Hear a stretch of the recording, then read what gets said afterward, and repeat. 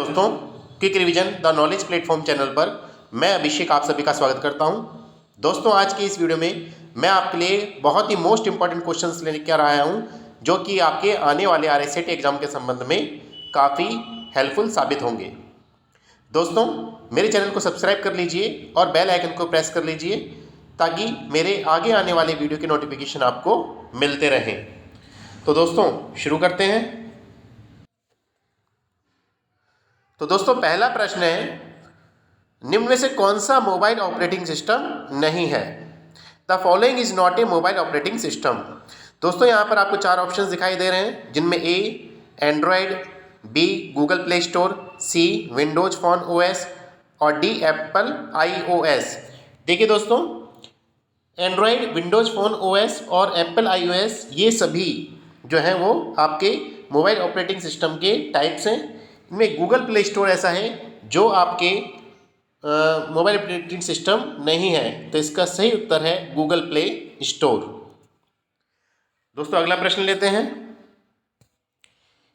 एक Microsoft Excel sheet के cell में कुछ नंबर स्टोर हैं।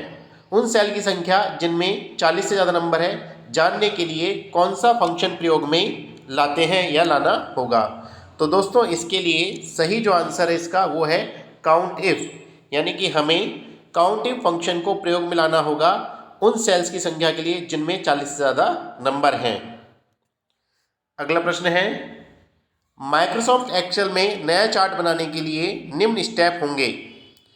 तो दोस्तों, यहाँ पे 4 ऑप्शन आपको दिए हैं, जिनमें से जो सही ऑप्शन है वो है आपका ऑप्शन सी, यानी कि सबसे पहले हमें डाटा को सेलेक्ट करना है, फिर इंसर्ट टैब ओपन करना है और वहाँ से हमें सेलेक्ट चार्ट पर जाना होगा और इस तरह से हम माइक्रोसॉफ्ट एक्सेल में एक नया चार्ट बना सकते हैं। दोस्तों, अगला प्रश्न है, मात्र एक स्लाइड का माइक्रोसॉफ्ट पावर पॉइंट में एनिमेशन चेक करने के लिए निम्न फीचर का प्रयोग में लाया जाता है। तो दोस्तों, इसके लिए 4 ऑप्शन आपको दिए हैं। Option A on click, B preview, C slide show और डी सेव। तो दोस्तों, इसका सही उत्तर है बी प्रीव्यू, यानी ऑप्शन बी जो है वो प्रीव्यू, वो ऑप्शन आपका सही है। अगला प्रश्न लेते हैं, एक माइक्रोसॉफ्ट पावर पॉइंट स्लाइड में आवाज डालने के लिए दोस्तों 4 ऑप्शन आपको दिखाई दे रहे हैं। तो इसमें जो ऑप्शन है ऑप्शन सी वो इसका सही है। इंसर्ट के बाद आपको मीडिया ग्रुप में ऑडियो के बाद साउंड फाइल सेलेक्ट करनी है।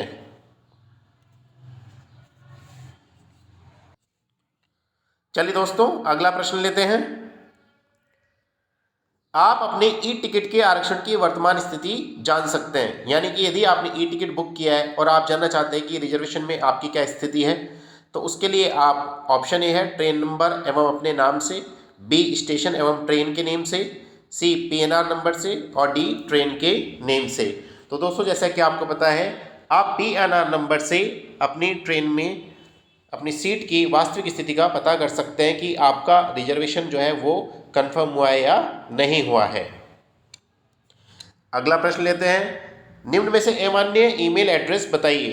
दोस्तों, 4 ऑप्शन है आपके पास। देखिए, यहाँ पर ऑप्शन बी, सी और डी में सभी में एक्सटेंशन नेम दिया हुआ है .com, .in और .com, लेकिन ऑप्शन जो ए है उसमें यहाँ पे एक्सटेंशन नेम नहीं दिया है, इसलिए यहाँ पर ऑप्शन ए एक अमान्य ईमेल एड्रेस है।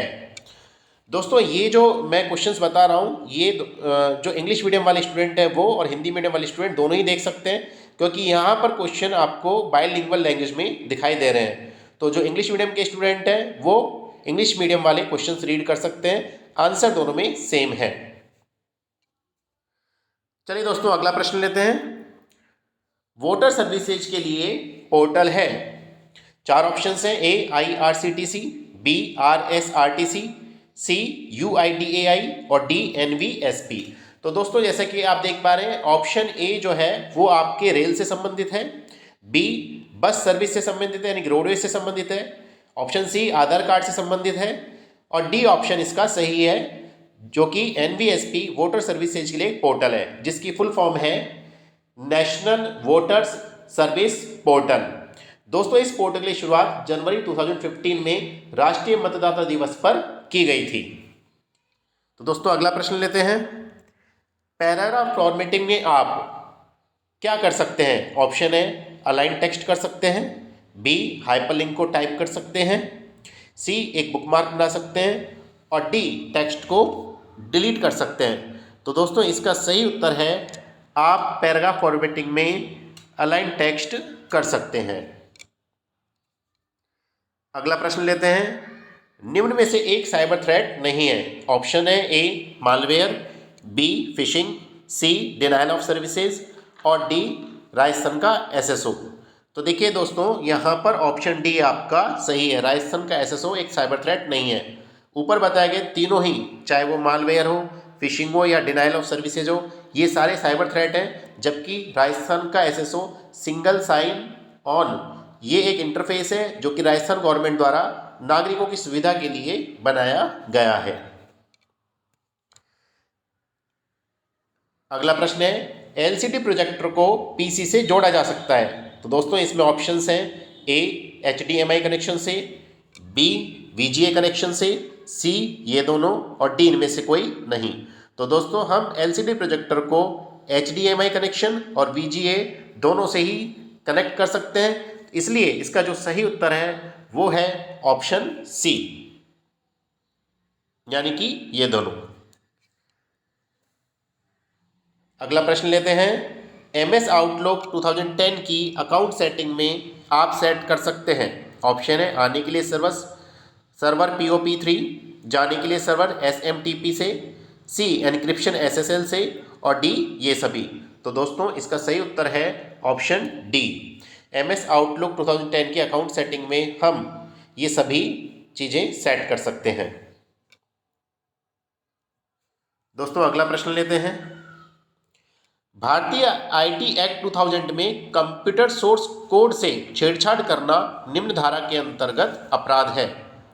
इसमें ऑप्शंस दिए हैं आपको ए 67, बी 65, सी 43 और डी 66।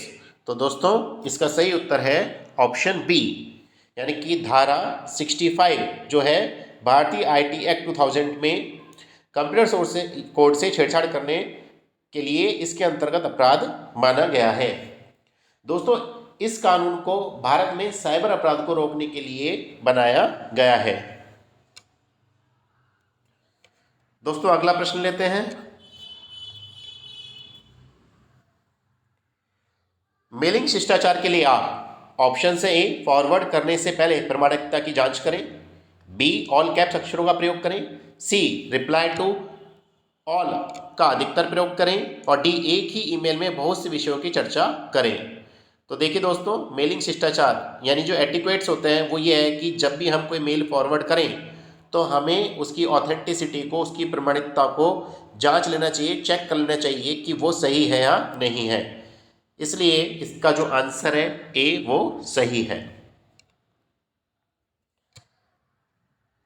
अगला प्रश्न है यह सॉफ्टवेयर साइबर थ्रेट से बचा सकता है। ऑप्शन है A antivirus software, B Trojan horse, C spyware और डी मालवेयर। तो दोस्तों ट्रोजन हॉर्स, स्पाईवेयर, मालवेयर ये आपको सभी जो दिखाई दे रहे हैं ये वायरस हैं और जब हमें कंप्यूटर को वायरस से बचाना होता है तो हम एंटीवायरस सॉफ्टवेयर इंस्टॉल करते हैं। तो दोस्तों यहाँ पर इसका आंसर ए सही है। अगला प्रश्न लेते हैं।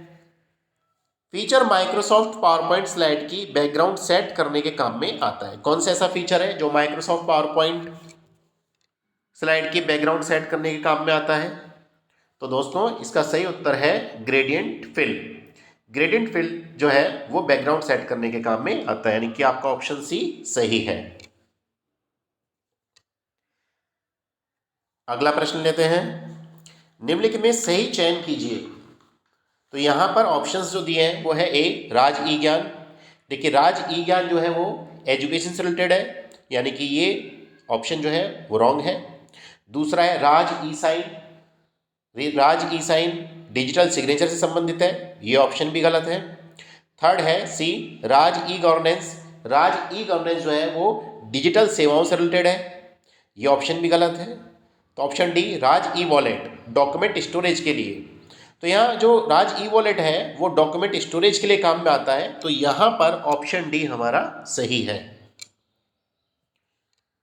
दोस्तों वीडियो को अंत तक देखिएगा, सभी क्वेश्चंस बहुत ही इंपॉर्टेंट हैं और आपके आरएससीआईटी एग्जाम में इन क्वेश्चंस में से बहुत सारे क्वेश्चंस हैं जो आने वाले हैं। तो अगला प्रश्न लेते हैं, पैन कार्ड बनवाने के लिए ऑनलाइन प्रार्थना पत्र प्रस्तुत किया जा सकता है।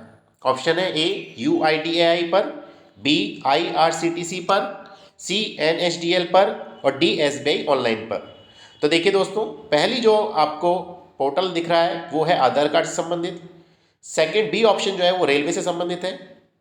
डी ऑप्शन आपके बैंकिंग से संबंधित है। NSDL ये ऑप्शन सही है आपका, क्योंकि ये पैन कार्ड बनवाने के लिए हम इस पोर्टल से ऑनलाइन आवेदन कर सकते हैं, तो इसका ऑप्शन सी सही है। यहाँ पर NSDL जो है वो है नेशनल सिक्योरिटी डिपॉजिटरी लिमिटेड। इस वेबसाइट पर जाकर हम पैन कार्ड से संबंधित सभी कार्य कर सकते हैं।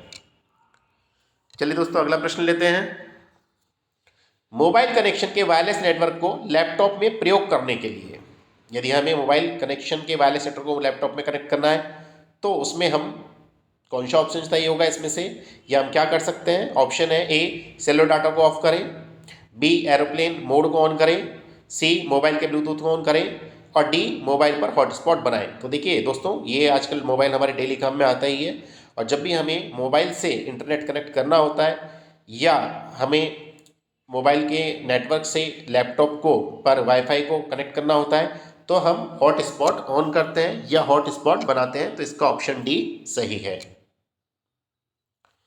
अगला प्रश्न लेते हैं, अपने रास्ते की खोज करने के लिए आप प्रयोग कर सकते हैं। ऑप्शन है ए ब्लूटूथ सेवा, B Microsoft one drive, C Google map और डी गूगल ड्राइव। तो दोस्तों इसका सही उत्तर है गूगल मैप। गूगल मैप की सहायता से आजकल हम जहाँ भी कहीं हमें हमारा डेस्टिनेशन पॉइंट है, जहाँ कहीं भी हमें जाना हो उसका रास्ता हम खोज सकते हैं गूगल मैप पर जाकर। अगला प्रश्न लेते हैं, एंड्रॉयड फ़ोन के सॉफ्टवेयर का वर्जन जानने के लिए डायल करें। यदि हमें अपने एंड्रॉयड फ़ोन के सॉफ्टवेयर का वर्जन जानना है कि वो कौन सा वर्जन है सॉफ्टवेयर का, तो इसके लिए हमें 4 ऑप्शन दिए हैं आपको ABCD। इसमें से अपना जो फर्स्ट ऑप्शन है ए वो सही है, यानी कि यदि आपको सॉफ्टवेयर का वर्जन जानना है तो आपको डायल करना होगा *#1234 और हैश। ये डायल जैसे ही आप करेंगे तो उसके बाद आपको अपने एंड्रॉयड फ़ोन के सॉफ्टवेयर का वर्जन दिख जाएगा या आप उसको फाइंड कर सकते हैं। अगला प्रश्न है, जीमेल संदेश का प्रयोग फाइल भेजने के लिए किया जा सकता है। ऑप्शन है ए एक फाइल 10 MB साइज तक की, बी एक से अधिक फाइल 5 MB साइज तक की, ऑप्शन सी है 10 फाइल 8 MB साइज तक की और ऑप्शन डी है एक या अधिक फाइल 25 MB साइज तक की। तो देखिए दोस्तों, इसका सही उत्तर है ऑप्शन डी। जब भी हम कोई ईमेल करते हैं किसी को और तो जीमेल से यदि हम उसको भेज रहे हैं तो हम एक से अधिक फाइल अटैच कर सकते हैं। फाइल अटैच करने की कोई लिमिट नहीं है, लेकिन सभी फाइल का साइज़ आप जितनी फाइल सेंड कर रहे हो उन सभी का साइज़ 25 MB से ज़्यादा नहीं होना चाहिए। 25 MB तक की आप एक से अधिक फाइलों को सेंड कर सकते हैं। चलिए दोस्तों अगला प्रश्न लेते हैं, माइक्रोसॉफ्ट एक्सेल वर्कशीट में शेप आउटलाइन फीचर बदला जा सकता है या बदल सकता है। ऑप्शन है A fill colour, B outline colour तथा विड्थ, सी 3D रोटेशन और डी फिल द शेप। तो दोस्तों इसका सही उत्तर है ऑप्शन बी आउटलाइन कलर एवं width. Outline colour and width से हम Microsoft Excel worksheet shape outline feature को बदल सकते हैं। अगला प्रश्न लेते हैं, माइक्रोसॉफ्ट एक्सेल वर्कशीट में चार्ट बनाने के लिए मुख्य भाग हैं।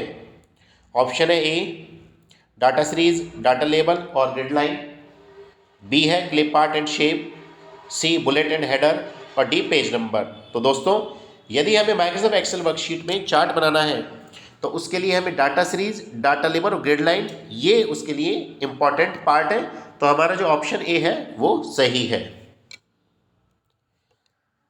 अगला प्रश्न है, माइक्रोसॉफ्ट वर्ड में एरियल क्या है। ऑप्शन है ए एक पेज लेआउट, बी एक स्टाइल शीट, सी एक प्रिंटिंग फॉर्मेट और डी एक फॉन्ट। देखिए जब कभी भी आप माइक्रोसॉफ्ट वर्ड में वर्क करते हैं तो आपको होम पर एक फॉन्ट ऑप्शन दिखाई देता है जिससे बहुत सारे फॉन्ट मिलते हैं। वर्ड में हमें जिस भी फॉन्ट में लिखना होता है हम उसको सेलेक्ट कर लेते हैं। तो एरियल उनमें से एक फॉन्ट है जिससे थ्रू हम माइक्रोसॉफ्ट वर्ड में लिख सकते हैं। तो इसका ऑप्शन डी सही है। अगला प्रश्न है माइक्रोसॉफ्ट वर्ड के सेव एज फीचर से हम क्या कर सकते हैं। ऑप्शन है खुली हुई फाइल सेव की जा सकती है, बी खुली फाइल अन्य नाम से सेव की जा सकती है, सी खुली फाइल डिलीट की जा सकती है और डी खुली फाइल इनिशियलाइज की जा सकती है। तो दोस्तों इसका सही उत्तर है ऑप्शन बी। माइक्रोसॉफ्ट वर्ड में सेव एज फीचर से हम खुली हुई फाइल अन्य नाम से सेव कर सकते हैं। अगला प्रश्न लेते हैं सिक्योर सील क्या है। देखिए दोस्तों ऑप्शन है ए एक फिशिंग सॉफ्टवेयर, बी एक मालवेयर, सी एक ट्रोजन हॉर्स और डी एक वेबसाइट की वैधता का प्रमाणीकरण सॉफ्टवेयर। देखिए दोस्तों ऊपर जो आपको 3 ऑप्शन दिए गए ए बी सी ये सभी वायरस के टाइप्स हैं, लेकिन यहाँ पर जो सिक्योर सील है वो एक सिक्योरिटी है जो एक वेबसाइट की वैधता का प्रमाणीकरण सॉफ्टवेयर है, यानी कि it is a legitimate verification of A website software. तो इसका ऑप्शन डी सही है। अगला क्वेश्चन लेते हैं माइक्रोसॉफ्ट विंडोज 10 में सिस्टम रिस्टोर पॉइंट क्या है। ऑप्शंस हैं सभी फाइलों को सिस्टम से हटाता है, बी सभी फाइलों को सिस्टम में पुनर्स्थापित करता है, सी सिस्टम को शट डाउन करता है और डी सिस्टम का टेस्ट करता है। तो दोस्तों माइक्रोसॉफ्ट विंडोज में सिस्टम रिस्टोर पॉइंट जो है वो allow restoration of the system file, यानी सभी फाइलों को सिस्टम में पुनर्स्थापित करने का काम करता है, इसलिए इसका ऑप्शन बी जो है वो सही है। अगला प्रश्न लेते हैं AEPS क्या दर्शाता है। ऑप्शन है A available electronic payment system, B available e procurement system, C Aadhaar enable payment system और D audio electronic PayPal system. तो दोस्तों इसका सही उत्तर है AEPS Aadhaar enabled payment system है, यानी कि इसके थ्रू हम पेमेंट कर सकते हैं। दोस्तों इस तरह की बहुत सारी शॉर्ट फॉर्म आपके एग्जामिनेशन में आती हैं, इसलिए आप इस तरह की बहुत सारी जो शॉर्ट फॉर्म्स हैं एब्रीविएशंस हैं उनको आप लर्न कर लें और मेरे चैनल पर आप शॉर्ट फॉर्म से रिलेटेड वीडियो को देख सकते हैं।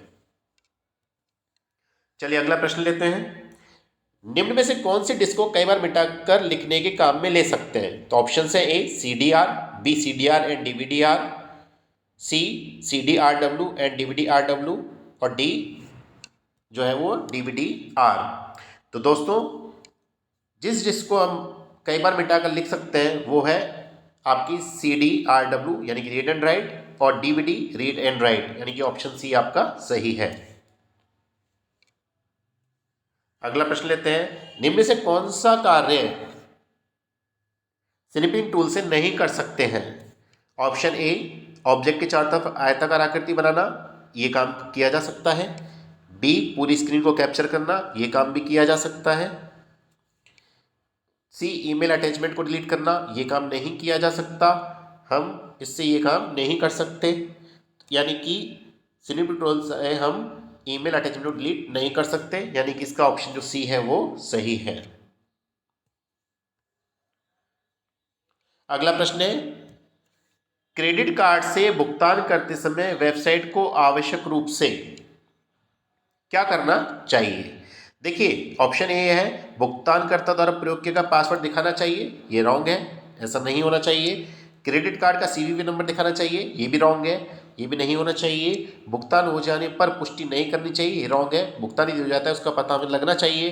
डी ऑप्शन है HTTPS एवं OTP का प्रयोग करना चाहिए, यानी कि यदि हम कभी क्रेडिट कार्ड से भुगतान करें तो वेबसाइट को ऑप्शन डी यानी कि HTTPS और OTP का प्रयोग जरूर करना चाहिए ताकि हमारा पेमेंट सुरक्षित हो सके, इसलिए इसका ऑप्शन डी सही है। दोस्तों अगला प्रश्न है निम्न से कौन सा मोबाइल से भुगतान प्रयोग नहीं किया जा सकता। इनमें से कौन सा ऐसा है जिससे हम मोबाइल से भुगतान प्रयोग में काम नहीं लेते। तो देखिए दोस्तों ऑप्शन जो आपको दिखाई दे रहे हैं मोबाइल से भुगतान के लिए, उनमें हम फ्री चार्जर मोबाइल ऐप है, पेटीएम मोबाइल ऐप है, स्टेट बैंक बडी ये भी मोबाइल ऐप है, यानी कि इनसे हम मोबाइल से भुगतान कर सकते हैं। लेकिन जो पॉइंट ऑफ सेल है वो एक डिवाइस है, वो मोबाइल ऐप नहीं है, इसलिए इसका सही उत्तर है option A, point of sale. अगला प्रश्न लेते हैं, निम्न से कौन सा प्लेटफॉर्म शिक्षा संबंधी कार्य के लिए नहीं है? तो दोस्तों यहाँ पर ऑप्शन बी MOOC, सी NPTEL और डी स्वयं, ये सभी शिक्षा संबंधित प्लेटफॉर्म है, यानी कि आपको यहाँ पर एजुकेशन से रिलेटेड चीज़ें मिलेंगी। लेकिन जो USSD है दोस्तों, ये जो USSD है ये आपका शिक्षा संबंधित पोर्टल नहीं है। USSD जो है वो मोबाइल बैंकिंग ट्रांजैक्शन से रिलेटेड है, जिसकी फुल फॉर्म है अनस्ट्रक्चर्ड सप्लीमेंट्री सर्विस डाटा। तो इसका ऑप्शन ए सही है। अगला प्रश्न है, ट्विटर प्लेटफॉर्म पर रजिस्टर्ड यूजर निम्न कार्य कर सकता है। 140 अक्षर तक संदेश भेज सकता है, बिल्कुल। अपने फॉलोअर्स को संदेश रिट्वीट कर सकता है, ये भी काम किया जा सकता है। किसी विषय पर हैशटैग बना सकता है, दोस्तों ये काम भी किया जा सकता है। और ऑप्शन डी है ये सभी। यानी कि दोस्तों जो क्वेश्चन नंबर 35 है उसमें है ट्विटर प्लेटफॉर्म रजिस्टर्ड यूजर से कौन कौन से काम कर सकता है, तो ABC तीनों काम किए जा सकते हैं। तो इसका सही उत्तर है ऑप्शन डी।